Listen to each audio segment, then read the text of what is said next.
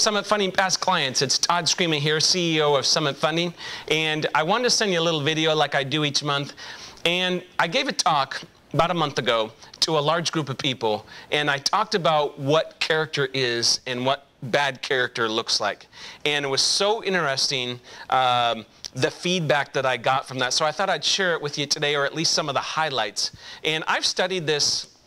You know, I'm kind of one of those weirdos that studies a lot of this stuff. And I've studied what makes people successful and companies successful and what doesn't. And character is I don't know if it's the number one, but I think it is who you are as a person and how you react to certain things, okay? So here's some examples, and I'll just give you some bullet points, and you can kind of, as I say this, you can say, hey, I fall into that category, or I think I'm too emotion-driven. And so here's a high character-driven person, and then I'm going to give you the opposite, which is the emotion-driven person. Now, it doesn't mean the emotion-driven person is a bad person. It's just that we think they're going to be more successful if they're on the other side. So here's a high character person. They do the right thing, and then they feel good. An emotion-driven person feels good and then thinks about doing the right thing. Very different. Number two, they're very commitment-driven, whereas highly emotional people is convenience-driven. Okay, so if you go through a drive-through a lot, you might be convenience-driven, whereas a commitment-driven person is going to barbecue the chicken. Okay. Number three, makes principle-based decisions versus makes popular decisions. Okay. Number four, let their actions control their attitude, or a high emotion person would let attitude control their action. So if I feel good today, I'll treat people right, or the opposite. Number five, I believe in it and then I see it. A highly emotion-driven person will have to see it before they believe it. Okay? Number six, they create momentum. Okay? Where the highly emotion-driven person waits for momentum.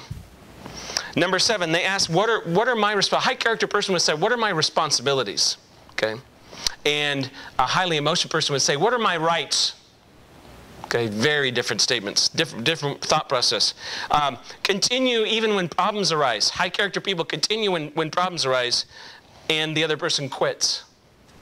Number nine, I'm steady. The emotion-driven person is moody. And the last one, I am a leader, or I'm a follower. Okay? So I give this to you because I find that people respond very well. They can look at those 10 things, and probably if you're like most people, you're like, hey, I've got 7 on this side, I got 3 on this side, and what we want to work on is the 3 that's on that side. But it all starts with awareness. So when you think about this, I have the privilege of teaching and coaching a lot of people and running 2 large companies. I look at it like a church. I think that my job is to improve the person, and then we'll improve the business. So I take that same mentality into my business, and we work on a lot of things that around money and having a great marriage and things like that, so that it creates that, it betters the person. And I think that if we spend 62% of our waking hours at work, that's probably a good thing to do, and I think it's my responsibility. I don't think it's an opportunity, I think it's a responsibility, okay? And so those are some examples. So this may be kind of crazy to you. You might be watching this thinking, who the heck is this guy? He does mortgages. But at the end of the day, our company is about helping people and changing people's lives. So I hope this helps. We love your referrals, so keep them coming. You guys are doing a great job. We are having our best year ever in 20 years in business, and that's because of you. So thank you very much. Whether someone needs to purchase, or they're thinking of purchasing, or they need to refinance, please forward an email back to the person that sent you this, and we'll take great care of them. Thank you. Have a great month.